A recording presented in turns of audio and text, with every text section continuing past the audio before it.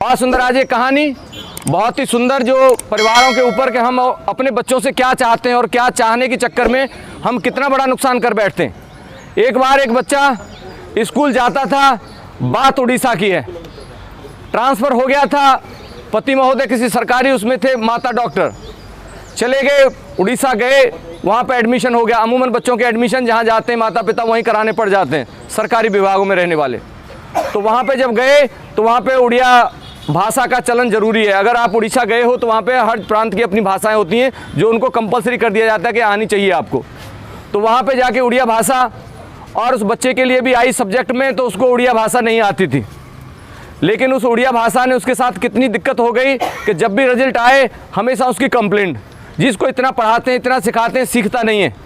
और जिस दिन रिजल्ट निकले उस दिन माँ बाप उसकी पूरी खिंचाई करते थे कि कुछ नंबर ही नहीं लेके आ रहा, आजकल तो बच्चे 99% लेके आ रहे हैं और तू है कि एक उड़िया भाषा, एक छोटी सी भाषा, और नहीं सीख पा रहा तू आजकल। बड़ी दिक्कत हो रही थी उसको। और ऐसे करते करते कोई घर में रिश्तेदार आए, पूछे बच्चे की कैसी पढ़ाई चली, बोले जी हमारे घर में तो बुद्धू पैदा हो गया है, हमारे घर में तो बेकार बच्चा पैदा हो गया। प्रेम देखिए भी लेने जरा, तो हमारे घर में तो बिल्कुल बेवकूफ़ पैदा हो गया, पढ़ता ही नहीं लिखता ही नहीं, हमारा नाम डुबो रहा है, नाम खराब कर रहा है। ऐसे करते करते लंबा समय निकल गया, बच्चे को हीन भावना शुरू हो गई अंदर। बच्चे को अगर आप नीचे डिमोरलाइज करोगे तो बच्चा हीन भावना में चला जाएगा। बच्चे को शाबाशी दो, उसके अंदर बहुत गुण हो सकते हैं, उन गुणों के लिए आप उसको हमेशा तत्पर रखो। ऐसा करो कि भाई कुछ भी तो गुण है उनकी तारीफ़ किया करो अक्सर करके। लेकिन आजकल करते क्या है, हम तारीफ़ नहीं करते, उसको क्रिटिसाइज ज़्यादा करते हैं, किसने नाम डुबो दिया, हमारा तो बेकार कर दिया, ये कर दिया, वो कर दिया, ये सब चीज़ चलती रहती हैं। तो ऐसे ही करते करते बच्चा सुनते सुनते एक दिन ज़्यादा परेशान हो गया, उसने कहा मैं अब घर छोड़ देता हूँ, मैं अब इस घर में नहीं रह सकता। अमूमन करके ऐसा हो जाता है। तो उस बच्चे ने अपना घर छोड़ा और बाहर निकल गया जंगल की तरफ। जंगल में एक घर मकान बना हुआ था और शाम हुई तो उस मकान में घुसने के लिए हो गया। वहाँ से कोई राहगीर निकल रहा था। राहगीर ने कहा बच्चे क्या कर रहा है? बोले कुछ नहीं, मैं रात गुजारनी है, मैं अंदर घुस रहा हूँ इस मकान में। अरे बोले कि इस मकान में मत घुसो, ये भूतिया मकान है, इस मकान में नहीं घुसना है, इसमें भूत रहते हैं। अरे बोले कोई रहे, क्या करेगा भूत मेरा? बोले भूत आज तक इस मकान में गया, सुबह लौटा नहीं वापस।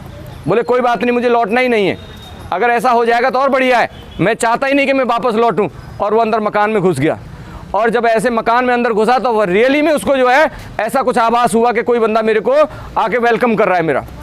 वहाँ पे जाके मिला, जाके मिलके बोले भाई तुम कौन, तू इस घर में इसमें मकान में कैसे आ गया? बोले उसने अपना परिचय दिया, बोले फलाने गाँव का उनका बेटा हूँ मैं। बोले कि इस मकान में आज तक 20 साल हो गए कोई नहीं आया, तेरी हिम्मत कैसे हो गई? तेरे को नहीं पता कि इसमें जो आया आज तक जिंदा नहीं गया? बोले कि मैं मरना ही तो चाहता हूँ। बच्चे को देख के वो एकदम से विस्मय हुआ कि यार ऐसा क्यों कह रहा है बेटे, ऐसी क्या बात हो गई? बोले कि जी बात मेरे साथ ये है कि मैं वहाँ से आया, मेरे माँ बाप का ट्रांसफ़र हुआ और मेरे को यहाँ पे उड़िया भाषा नहीं आती, नहीं सीख पा रहा, तो मैं क्या करूँ? और मुझे हर रोज़ शर्मिंदगी होती है, न तो स्कूल में सम्मान मिल रहा है न क्लास में मिल रहा है, और घर में कोई मेहमान आता है तो सबसे पहले मेरी खिंचाई होती है, और मैं नहीं अब ज़्यादा बर्दाश्त से मेरी बाहर हो गई। तो भूत कहता है क्या कहता है? बोले कि अगर मैं तेरे को उड़िया भाषा सिखा दूँ तो? वो एकदम से हैरान, बोले तुम मुझे भाषा सिखा सकते हो उड़िया? बोले कि हाँ। बोले ठीक है, तो आज से मैं तेरे को उड़िया भाषा सिखाता हूँ। भूत ने उसके ऊपर मेहनत करनी शुरू कर दी, सुबह शाम उड़िया भाषा सिखाए, सुबह शाम उसकी उड़िया भाषा चल रही है। और उड़िया भाषा सिखाते सिखाते इतना एक्सपर्ट हो गया कि उड़िया भाषा में उसको बिल्कुल ऐसा लगा कि मेरे पास कुछ बचा ही नहीं सीखने के लिए। और एक दिन उठा के अपना थैला उठा के चलने के लिए तैयार हो गया। जैसे ही वो चलने के लिए तैयार, भूत ने पकड़े, बोले क्या करता है? बोले कि भाई यार अब तुमने तो पूरी भाषा, अब तो कुछ सीखा नहीं, अब तो कुछ बचा ही नहीं, आपके चैप्टर खत्म, आपने मुझे भाषा पूरी सिखा दी, अब मैं जाना चाहता हूँ। अरे बोले कि तेरे को बेवकूफ़ ये नहीं पता कि मैंने तेरे को भाषा क्यों सिखाई है? मेरा भी तो कुछ ना कुछ इसमें मतलब होगा। बोले कि बताओ तुम अपना मतलब। अरे बोले मुझे भी तेरे से काम लेना है, ऐसी भाषा नहीं सिखाई तेरे को उड़िया भाषा।